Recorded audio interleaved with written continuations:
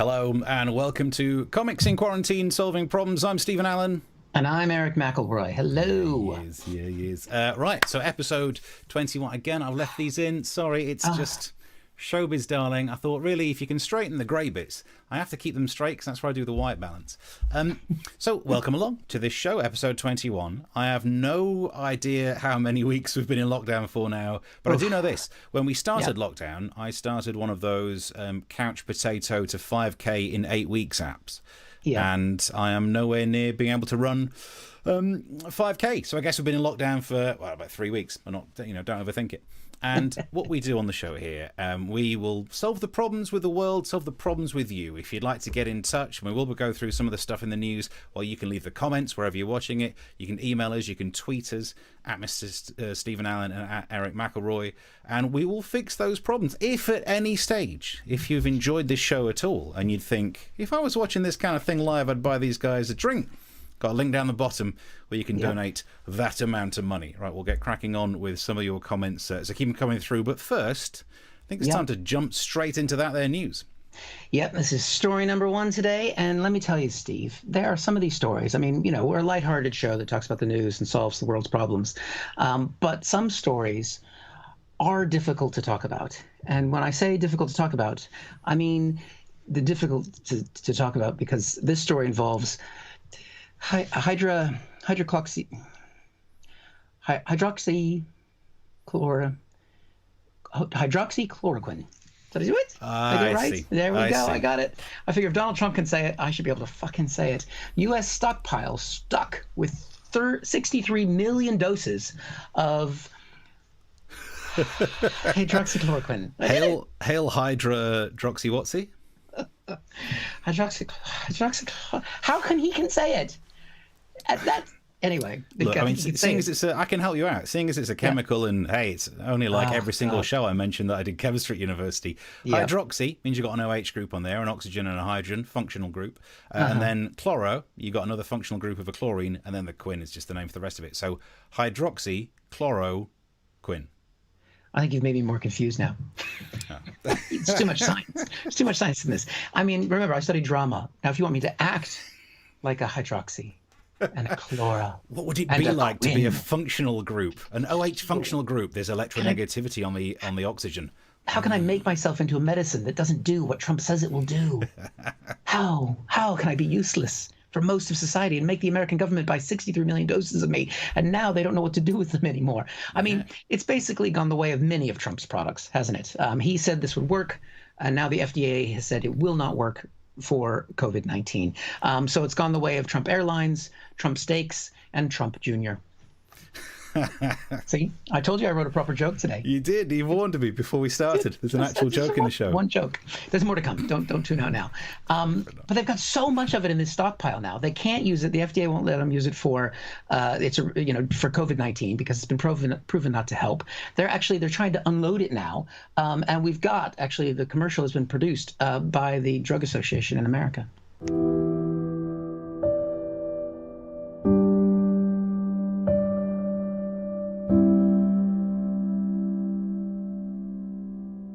I happen to be taking it.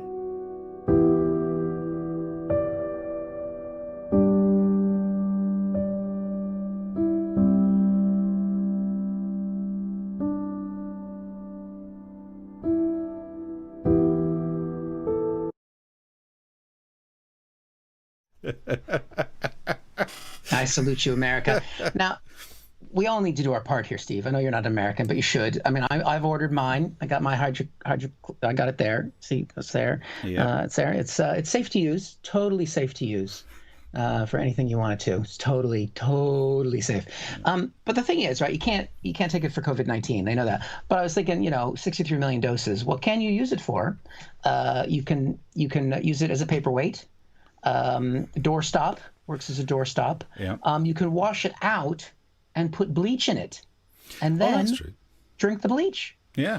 That's perfectly fine. But if you do drink it, no matter what happens, it might not make you better, but at least you won't have to say hydroxychloroquine anymore. Yeah. Oh, that's so it's totally useless, and it's taking you that long to learn how to say the useless things. You wait till you have to pronounce chemicals that actually work. Oh God, don't get me started. Yeah, it's usually as the way things go. I learn how to say something just as it's not going to be in the news anymore. Yeah. Yeah. Let's have a look. Some of the messages coming through on this. Mark says, "Say hydroxychloroquine in a sexy Dutch accent." What a challenge! Hydroxychloroquine. He's very sexy. Yeah. The amount of time you spend practicing that accent is horrific. Sharon says, hello. So evening, gents. Then Mark says, hello, Sharon. All right, people having more fun in the comment section than they are on the show. Writing it in a little bit. Our regulars are chatting to each other. I'm not sure if my feed is coming through with chat, so I'll let you announce any chat that comes through. And then Mike Monera says, hi, guys. Wow, that's a beard, Steve. Yeah, it is. The key to a good beard is you've got to get the hair clips in. It just adds, you've got to straighten the grey bits for thinking. That's good. That's good. I've been making the effort, though. I've been shaving for this. So, although I'm growing these out, so I'm taking these to the next level. But this has got to go.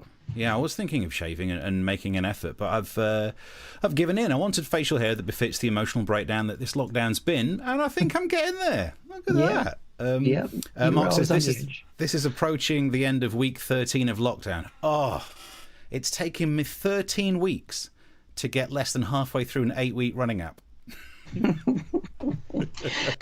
I do want to say thank you to somebody who has gone to our new donation portal, Joke Pit, and has made a contribution. So thank you. Someone has bought us a drink on there, and that is something you can do throughout the show. The link is there. If you like what you're seeing and you think, oh, like Steve said, I'd buy them a drink or a coffee or whatever, we will use it for food, mostly because we don't have a job anymore. And this is how we make money, because this is a Thursday. We normally be out there in a pub. Can't happen. Maybe taking a train, not likely to happen, and in a venue performing to live audiences, which is not happening. So anything you can throw our way is much appreciated and keeps us having hope. But speaking of working at home, look, a lot of us have been working at home. I've certainly, before the facial hair, we filmed the match report from home, and many people said it worked. And now a lot of TV is going to be based at home, which might not be great for some of it, because, well, this was in the news this week. Sir David Attenborough forced to film new BBC series from his home due to coronavirus. That means that Sir David Attenborough won't be wearing anything on the lower half. I don't want to give too much away, but all of those news desk scenes that you might have watched on the MASH report only wore the stuff on the top of the upper half. Mainly because I was also comfort eating and the trousers didn't fit. But I would have done that anyway. Working from home, I think, is okay for us because we were just doing silly jokes. But if you're Sir David Attenborough, your show is a bit more important, isn't it? You watch Blue Planet and all the rest of them. They're about some animals that you don't normally get to see. If he can't leave the house, I'm sorry to say it, BBC, big fan of your work and all that, but the next series that Sir David Attenborough does is going to be borderline terrible. If he has to film it based on the animals in his own house, would you watch this? Nature is filled with majesty and beauty. Like this, a house fly. It came in through an open window and will now spend most of the day flying in circles in the middle of the room, ignoring the open window and the fresh turd I just did for it in the corner. Here we see a garden snail. Normally, I'd be reaching for the salt, but right now, I'm bloody desperate for the footage. This is a pile of sugar. I'm waiting for the ants to take the bloody clue. Nature is everywhere, but sadly not that much of it is right here.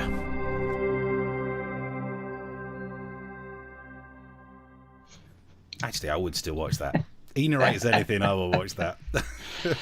The image of him without his pants on, ouch. Oh, come on. He's hardly going to be the only guy nearing 80 who's walking around without pants at the moment. This is not the way it goes. What I want.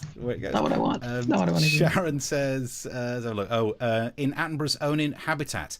Yes, they could spin it and make it look like maybe they should film him and see this 80-year-old man has no trousers.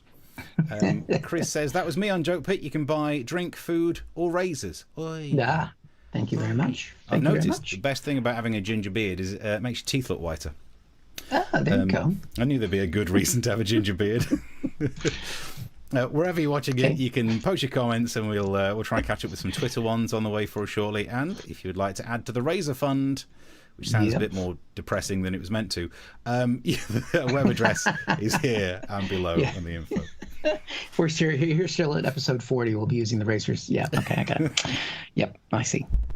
So moving on to your news then. Well, I say your news. The news of your home country, because you're from America originally, and even I've been noticing interesting stuff with John Bolton's bombshell Trump book. And yet again, it is the classic case of Donald Trump versus his archenemy, books. Not an easy time for. I know it's a cheap joke to say he's never finished a book, and it's not even true, because he has finished some books, although I think Melania might have helped him with some of the colouring in, because it's done in makeup.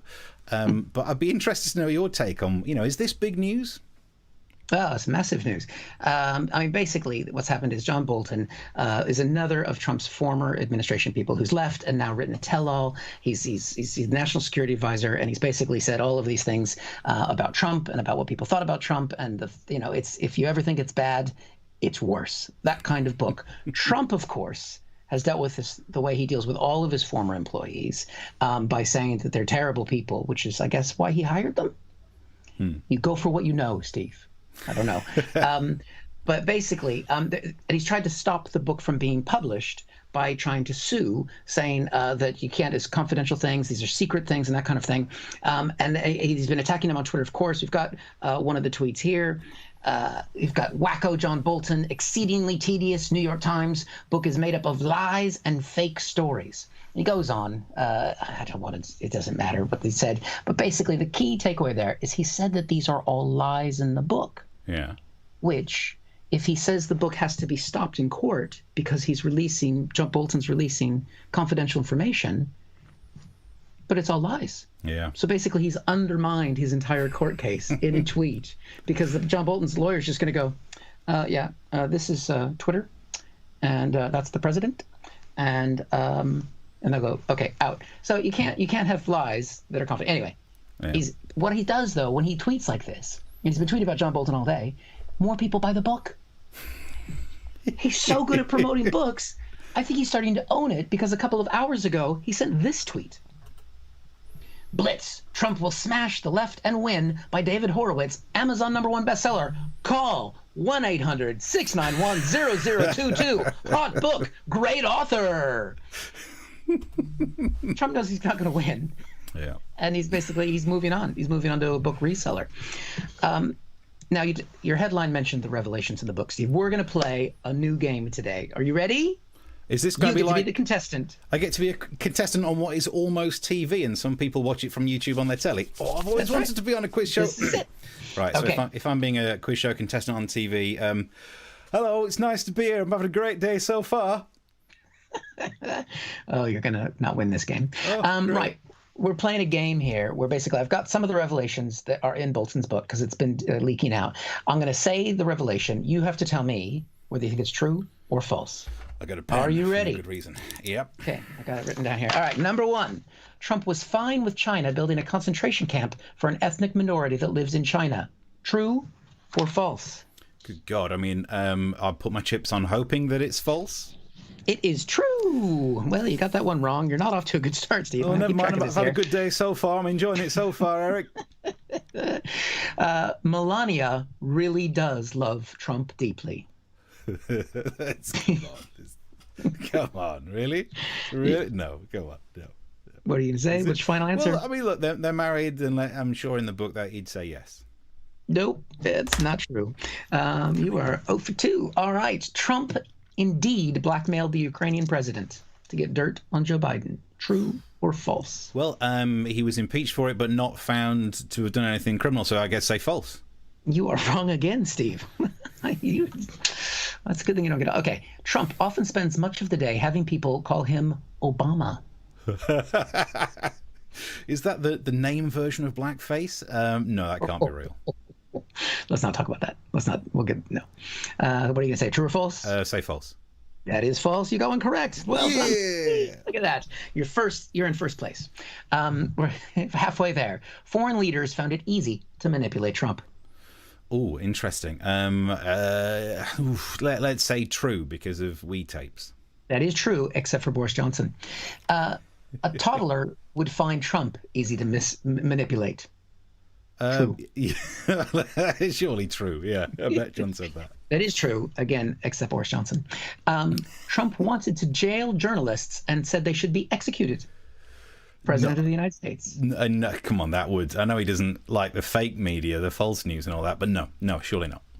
Nope, that is true. He's a great guy. He wants to have journalists murdered. I've just recently been added to that muckrake website that lists work of journalists. Let's get me taken down from that. You got Kim Jong-un after you, and now President Trump. Trump often spends much of the day. Oh, I said that one, right? Trump really has bone spurs, and that's why he looks so squinty-eyed all the time, because they hurt so much.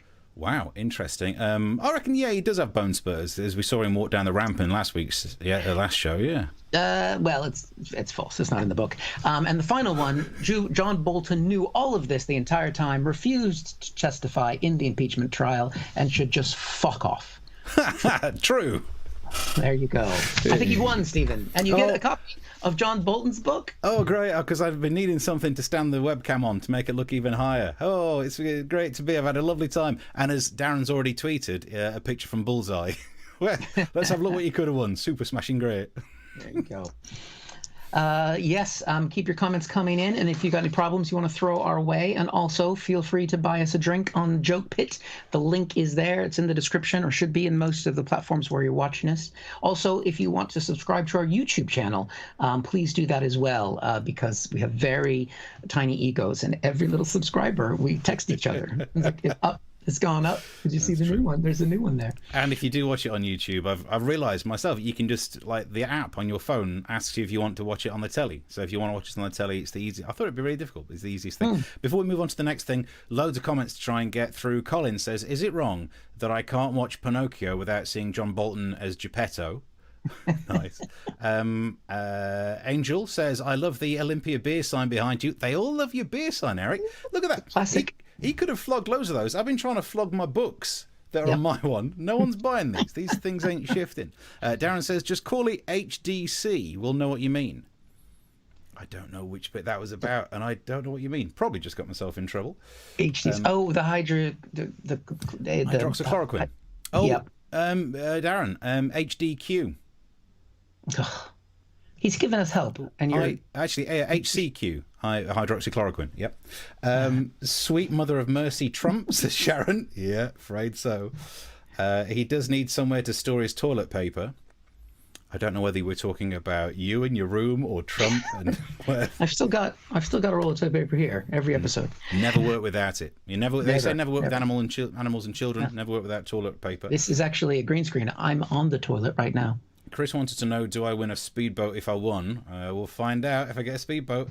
And Mark says he lives in Stevenage, nowhere near water, guaranteed. I've moved from Stevenage, if you were talking about me. Ooh. I'm out of there these days. I'm actually a lot nearer water. I was going to talk about that today because there was a police training. I live near a police training area in Kent, and there was police training as I went for a run today past it. So they were shouting and shooting as they were doing their training exercises. This is not the time for there to be shouting and shooting. I nearly followed through. Anyway, more of your comments still to come. You can keep the messages coming through. But let's move on to a bit of entertainment news that I wanted to do. Gwyneth Paltrow has famously made a candle that was in all the newspapers because it was a bit controversial. She was interviewed about this on The Tonight Show in America, Jimmy Fallon, and I've got a few clips from the interview. He was asking about the name of the original candle. She said, What is it called again? It's called This Smells Like My Vagina. She says that like a posh woman who's about to send a salad back in a restaurant. It's bizarre. He was saying that it was so popular, and it was. It was in all the newspapers. She got all the free press. It was very popular, and as Jimmy Fallon pointed out, it sold out. But the name of it's back in stock. You can buy it now if you want. Always working. Less demand for your vagina these days. Happens to us all. And I've got to admit, it is genius marketing because. How would we know if it smells like her vagina? I mean, it's one of those where, prove me wrong. There's only really Chris Martin who could go, no. And everyone else, we're just going to take your word for it. Still, 70 quid. because that's what it was selling for, 70 quid. It's a lot of money for that when you could just, I don't know, make your own, burn a candle and leave a honey glazed ham out the fridge. I don't know. And no one needs it. No one has ever been sat in a room thinking, do you know this needs? This would be better if it smells like Gwyneth Paltrow's foof. No one ever needs that. In fact, I would go as far as to say the only person who needs anything that smells like Gwyneth Paltrow's vagina is someone who's trying to break into a house and sneak past her guard dogs, because that's the only place that dogs really sniff you. And they'd be like, yeah, it checks out. But it turns out she's got a new candle that she realises if you name things provocatively, it will get people like me talking about it, newspapers talking about it. So, the new one. And we have a new one called... What is it called? I've got a screenshot of it. This smells like my orgasm. Again, brilliant marketing, because what can we do to question her? It's even better than the last one, because not only a few of us actually witnessed hers, but if someone ever says, I mean, that don't make any sense. I don't know what an orgasm smells like. You're going to get ripped down the pub like, I feel sorry for your missus.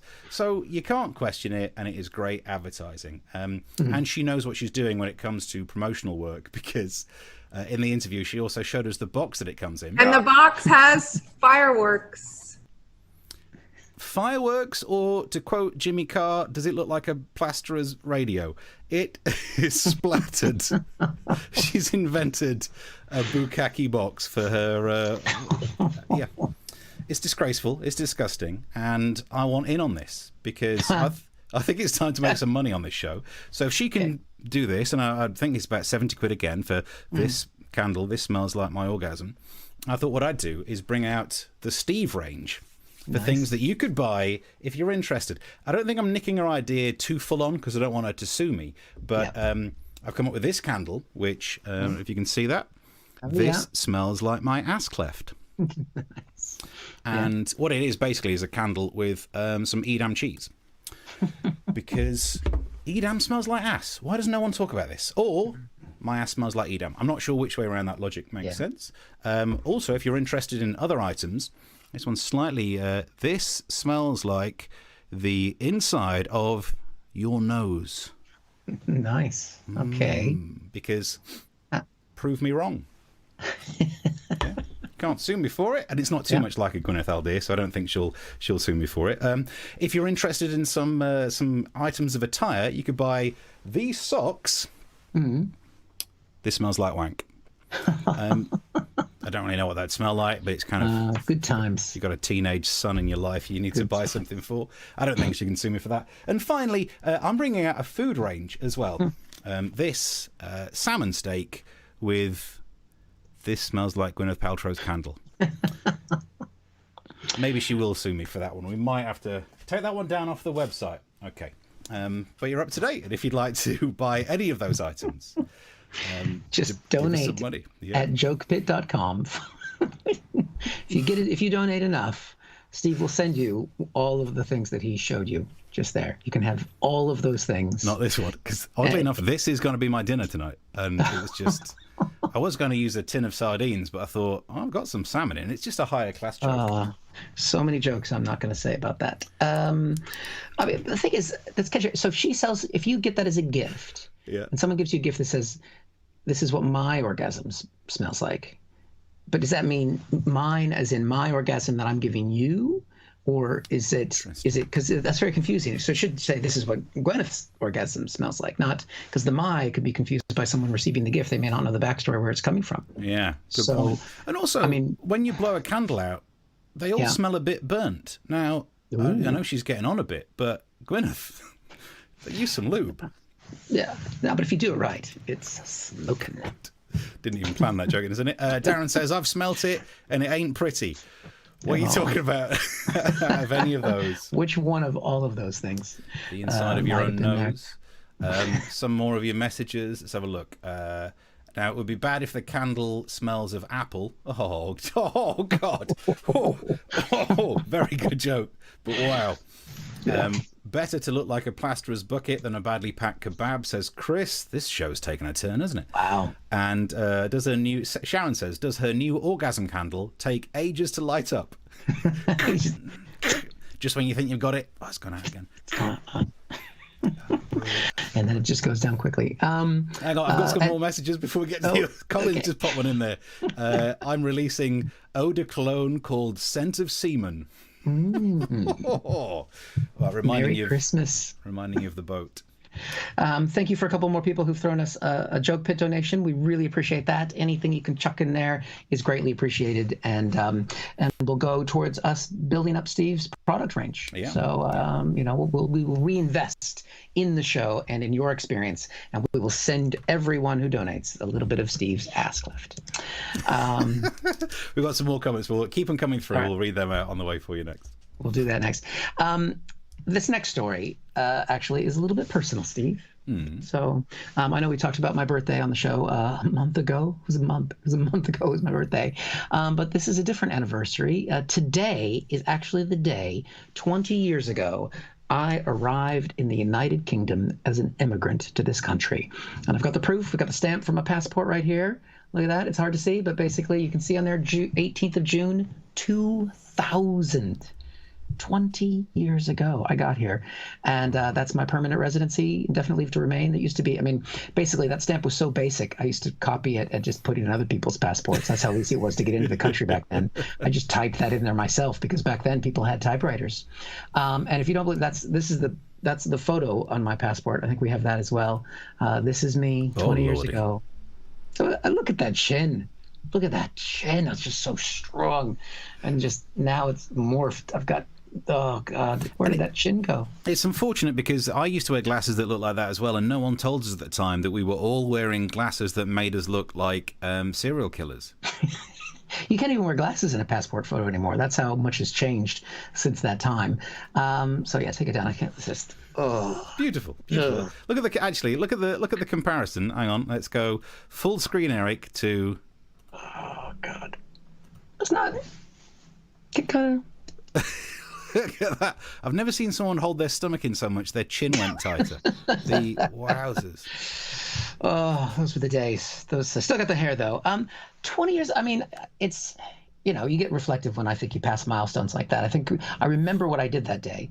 I went to the pub, which you can't do anymore. And I remember going on the train, which you really shouldn't do anymore. And I remember seeing people go to Royal Ascot for the first time, not knowing what the fuck that was. Like, what is it? Are people really that posh here? Is this what life is like? Do I need to buy a hat? What's going on? This is how long ago it was. Look at 18th June 2000. There was no 9/11 yet. That was not a thing. There was no Twitter. There was no Facebook. AOL was the biggest media company in the world. Do you remember AOL? Did they have AOL here? Yeah, I remember. Yeah. I love seeing people with an AOL email address because it just means that they've not changed. Yeah. Yeah. There was no double chin. Bill Clinton was president. And people liked Tony Blair. Oh, those are the days. And I've gotten married and had 2 kids and a dog. But other than that, life is exactly the same. Brilliant. So, yeah, nothing's changed. So thank you very much, now, UK. Now that you've lived here for so long, and there you go, you're a proper Brit now. With a bit of tea in there. You have milk in your tea? No. Okay, not quite fully there yet then. Some more of your messages. Peggy says, I'll send you some whitening strips. Ouch. And then Alan says, very cold, Peggy. Yeah, Alan, backing me up. Peggy, you're being so mean. You're meant to be nice to the people doing your web streams. You can keep your messages going through on any of the topics that we've talked about. We don't have long left. I realise we've technically got a minute left. Oh, yeah, we're getting close to the end of the show. Yeah, and in the last few minutes, if you want to chuck us something, maybe just a little gift for being here for 20 years. I'm not paid any taxes, so I shouldn't mention that now, I suppose. I'm definitely not paying taxes now, that's for sure. But yeah, if we don't have any more media, I think we have our final. Do we have a final story? Yeah, actually, yes. It's a mixture of stories. I want to do a roundup of the news stories because through the week, people have been messaging on Twitter at Mr. Stephen Allen, at Eric McElroy, and also there's an email address that you can track us down at. You know what it's like on the internet. Loads of people have sent loads of different news stories, so I thought I'd just kind of do a little roundup of the news stories. Loads of people commenting today about this one. Emmanuel Macron has been visiting us over here, and I think he flew in because if he would have got a ship and sailed over from Dover, I think Nigel Farage would have been there taking a picture of it. That's the joke to upset the right-wing people. But It says that Emmanuel Macron has bestowed France's highest award on the capital, on London. And we all know France's highest award is a shrug that's not quite as negative as normal. That one. There you go. Yeah, and that'll upset the left-wing people. Balance. That's what we aim for. Thank you to Dave Morris, who I see has just followed me on Twitter as well. But earlier on, he sent this story, the one everyone's been talking about, Dominic Raab. This is the issue about him saying he wouldn't take a knee with the Black Lives Matter campaign. For some reason, he said it was linked to Game of Thrones. Did he think no one has ever knelt down before Game of Thrones was written? What? But he has said that the only two people that he would take a knee for are the Queen and his wife, which, even if you ignore all the racial undertones of this, it means he must have a heck of a time trying to tie his shoelaces. No wonder he has to do all that karate stuff. Does that mean he's married to Boris Johnson? Does it? What? Because I'm saying he's taking a knee for Boris. Never mind. I think that's what I see. Yeah. Then there's Philip Brannan, who has sent this story through. Now, this is another American one for you. You'll know more than me, but The Bold and the Beautiful, it's like a soap opera thing, is it? Yep, daytime soap opera. Apparently they will start filming again, but they will be using blow-up sex dolls so that they can resume filming of the sex scenes, which I think it's great. It will be slightly off-putting during a love scene when you hear that skin versus plastic noise. Yep. But we should do the same over here with our soap operas. Because it'd be slightly different. I mean, in EastEnders, if you wanted to do a sex scene between Phil and Sharon, all you would need is 2 large potatoes. All right, Sharon, take your jacket off. Take your jacket off! If anyone has made a donation, I can do refunds. I did a joke. Just refunds. Refunds are available. I'm sorry. And also, Chris says, sex doll. Yep. And then also my other half sent a story to us. I'm not sure if there was a hint in this, but she sent this saying the news story of Vienna police fine a man €500 for massive intestinal wind. He broke the wind. And intestinal wind. It's quite a big fine for popping off. The police approached him. He broke some wind. Apparently, he was let go. Wait a minute. He let one go. Easy mistake to make. That's how childish I am today. But speaking of being childish, I read further into the story, and because obviously people will be worried, thinking, "Am I going to get fined for breaking wind?" Yeah. And the city police in Vienna said, of course, no one will be reported for accidentally letting one go once. Good. Because you do not want to end up in prison for breaking wind. What are you in here for? Loose sphincter. Oh, God. But also, I read further on, and it says that the man rose from the park bench, looked at the officer, and apparently intentionally released a massive intestinal wind in the immediate vicinity of the officers. Well, look, I question the word intentional on that. Intentionally. How do you know? Because he might have been nervous by being approached by the police. I know when I'm nervous, I pop off slightly more frequently. Also, there's a coronavirus epidemic going off. One of the symptoms is a cough, and we all know if you cough, sometimes it's Newton's third law, equal and opposite reactions. You end up breaking some wind. So I'm not sure. I think it might have been accidental. To find out more, I'm joined by the Austrian on the line now. Thank you very much for joining us. So what do you have to say for yourself?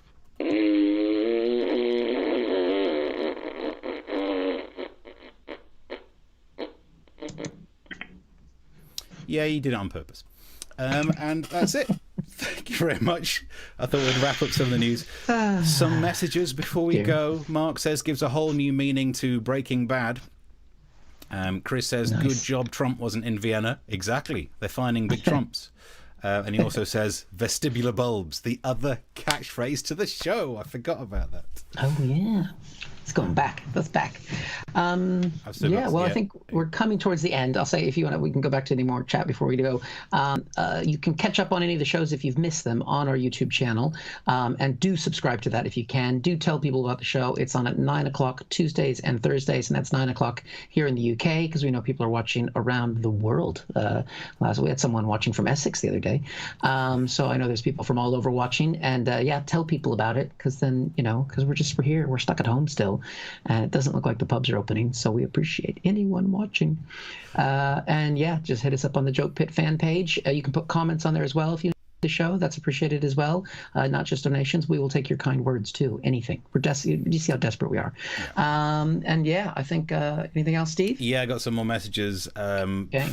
Just because someone sent a mean one about me earlier on when I was saying the ginger beard makes your teeth look whiter. Heather says, she says, why Eric? Or, depending on tone, why Eric? Just thought I had that one in. Colin says, God, I thought it was Rosemary West on the photo. Come on, where's your picture of... There it is. Oh, my God. I mean, do I look 20 years older? Don't answer that. Don't answer that. I think we're up to date with the messages. Keep them coming through.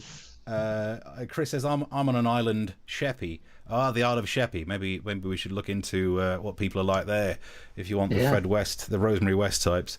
I think we're all done. Keep the messages coming through. We'll respond to them when we're not here. Keep tweeting, keep emailing, and if you've got any news stories, send them through. We might get to include them in a roundup for the next time we do a show, which is Tuesday. Anything to plug between now and Tuesday? What are you up to? Nothing. There's nothing to do. Yeah. There's nothing to do. I'd love to totally disagree, but you're right. I've got no stand-up gigs in, these online stand-up gigs. Don't have any this weekend. I've kept them all in the diary so I can see where I would have been, which I think I would have been doing a preview in Kingston on tomorrow, but that's gone now because Edinburgh's gone, and just a bunch of gigs that aren't happening.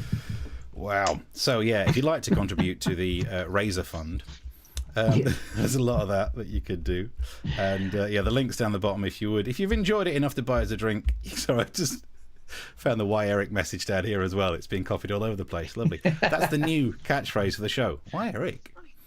Here we go. Yeah, buy us a drink down the bottom would be muchly appreciated. Have yourself a cracking weekend. We'll see you Tuesday at 9. Till Thanks then, a lot. bye. See you later. Bye.